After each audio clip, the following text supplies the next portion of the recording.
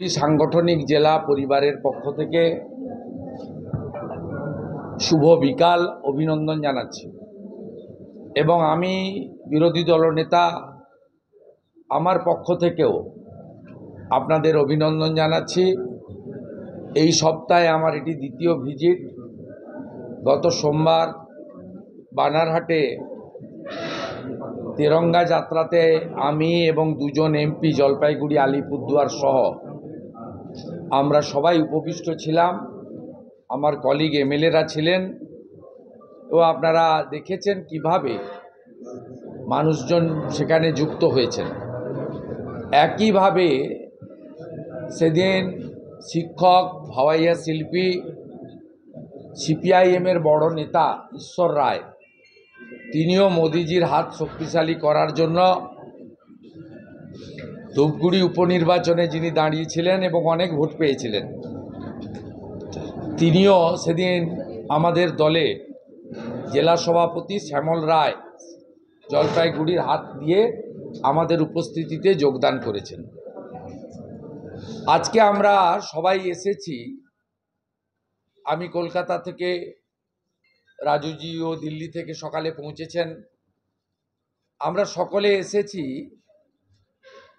Operation সিঁদুরের সাফল্য, Indian আর্মিকে salute, ভারতবর্ষের প্রধানমন্ত্রীর হাত মজবুত করার আহ্বান নিয়ে তিরঙ্গা র্যালি শিলিগুড়িতে করার জন্য। শিলিগুড়ি উত্তরবঙ্গের রাজধানী, উত্তর পূর্বাঞ্চলের গেটওয়ে এবং শুধু রাজ্যের দৃষ্টিতে নয়, জাতীয় আন্তর্জাতিক দৃষ্টিতে শিলিগুড়ি একটি গুরুত্বপূর্ণ নগর। সেখানে বন্দে মাতরম, ভারত মাতা কি জয়, मोदी जी आगे बढ़ो हम तुम्हारी साथ है, इंडियन आर्मी जिंदाबाद, हिंदुस्तान जिंदाबाद, পাকিস্তানের ধ্বংস চাই, এই স্লোগানে মুখরিত হবে একটু পরে শিলিগুড়ির রাজপথ। আমি এই কর্মসূচিতে যুক্ত হওয়ার আগে মান্যবর জেলা সভাপতি অরুণ মণ্ডলকে অনুরোধ করেছিলাম একটি সাংবাদিক সম্মেলন করার জন্য। আমাদের পার্টি অফিসে ব্যবস্থা ছিল 3টের সময়, কিন্তু 2:50 থেকেই বিদ্যুৎ চলে যাওয়ায় আমি আর কারণ খুঁজতে চাই না, কারণ মুখ্যমন্ত্রী বলেন যে আমাদের রাজ্যে 1 সেকেন্ডও বিদ্যুৎ যায় না, উদ্বৃত্ত বিদ্যুৎ। সে কারণে আমরা হঠাৎ করে এই পাশেই একটি বেসরকারি আমাদের হোটেল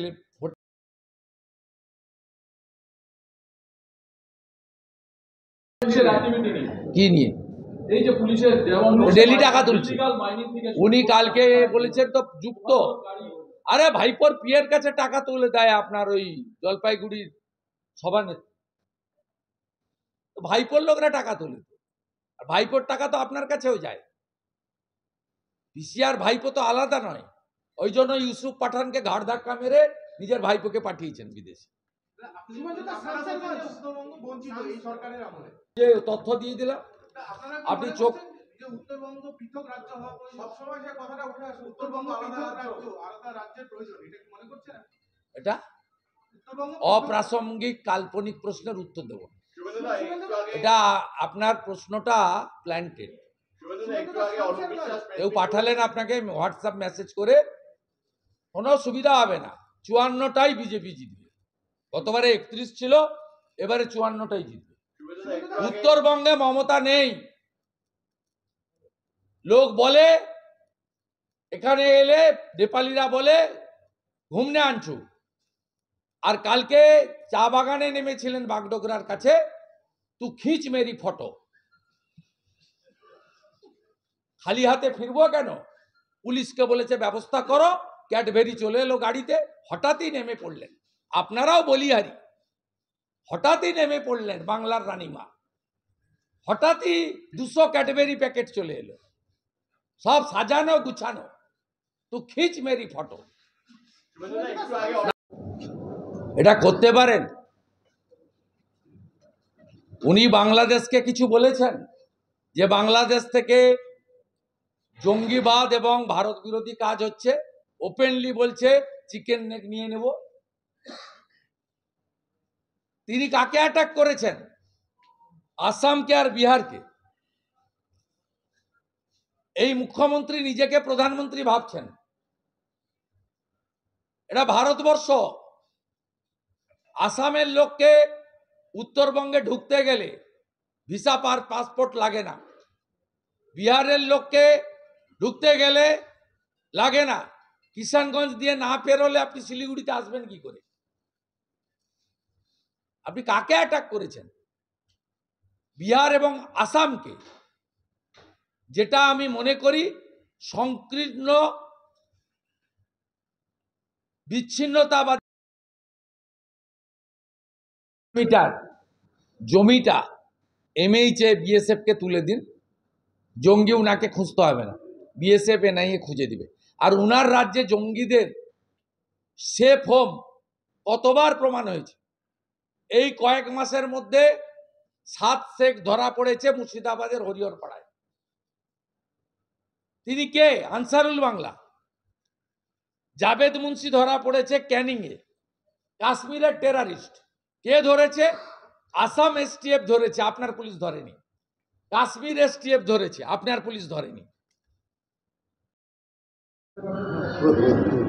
आप सभी वरिष्ठ सिलीगुड़ी के पत्रकार भाई बंधुओं का मैं स्वागत करता हूं और हमारे बीच लीडर ऑफ ऑपोजिशन श्रीमान शुभेंदु दा अधिकारी जी उपस्थित हैं।